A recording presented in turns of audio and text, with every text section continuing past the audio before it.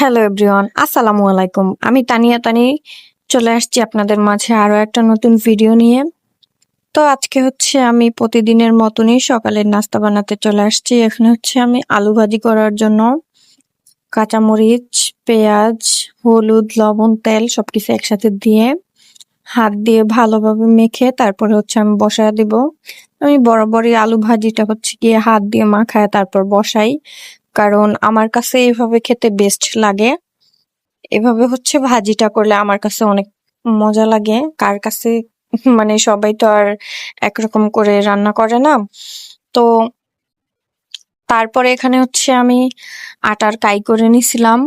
আমি এটা এখন ভালোভাবে মথে নেব। একদম কত সফট হয়েছে। আমি এখানে মথে নিয়ে ছোট ছোট ডো বানায় নিছি রুটি বেলার জন্য।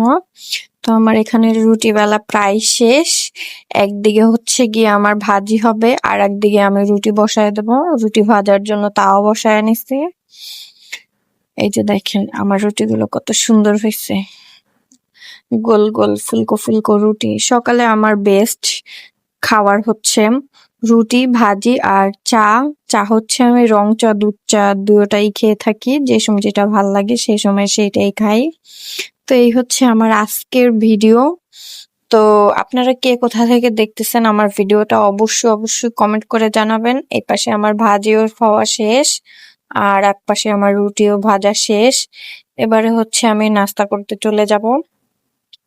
আর বাবুর বাবা এখনো ঘুমাচ্ছে। উনি উঠলে তারপর ওনার রুটিগুলো ভেজে দিব। আপাতত আমি যে কয়টা রুটি খাবো, 2টা বা 3টা যাই খাই না কেন, আমি আপাতত আমারগুলা ভেজে নিছি। তো আমার ভিডিওটা আজকে এই পর্যন্তই।